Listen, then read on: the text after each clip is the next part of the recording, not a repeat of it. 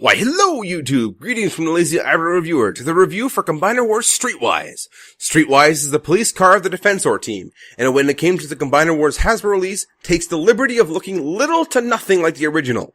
And yet, I find myself not caring. In fact, let's take the blue and run with it. Here we go, Reaper labels. Much better. Streetwise, despite not having a dark enough gray for my tastes, looks pretty dang stellar here, especially with the ToyHacks.com Reaper labels here, adding to the blue in so many ways. I really do quite love it.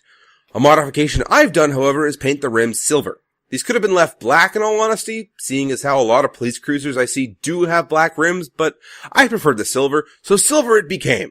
If you don't dig Dead End so much, you could also borrow his wheels. It's an option if you're so inclined, and by way of segue, yeah, this is a retool of Dead End. And where I thought Dead End didn't work for the mold, I kind of feel Streetwise does. It's still not an overly great mold in my opinion. I find this, which I'm dubbing the Ferrari mold, and this, which I am dubbing the Lamborghini mold, to be the weakest of the entire Combiner Wars series. They make great cars, mediocre bots, and less than stellar limbs. But now we're just getting ahead of ourselves. For size comparison, MP Sideswipe, which doesn't quite scale up, but being two different lines, that's okay. And Hasbro's Quickslinger, and that's a terrible scale, we all know that. And here go breakdown mold from Fans Project.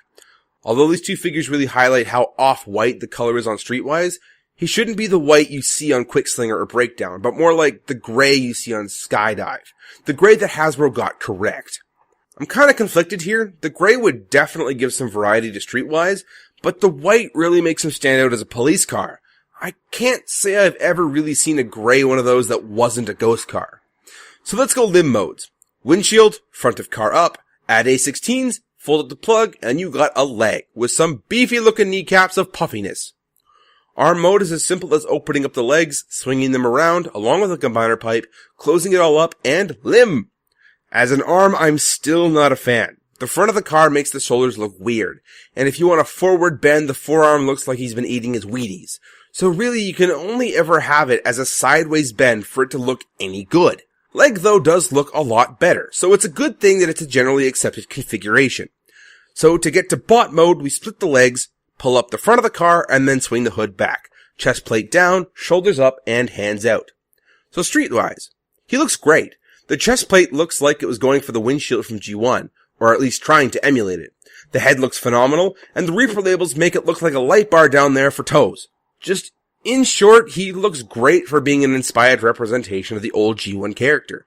And I still think he pulls off this bot mode far better than Dead End ever did, even if he doesn't transform the way he should from G1. Now, he also gets a weapon, and unlike Dead End, it's an actual triple-barreled rifle instead of some weird shooty-uppy pipe. I love it. So in short, I like Streetwise. I like him better than Dead End, especially seeing as how Dead End was also just so blasé to me. He looks like a right officer that'll throw the book at you for speeding, while also maintaining a visual appearance of justice.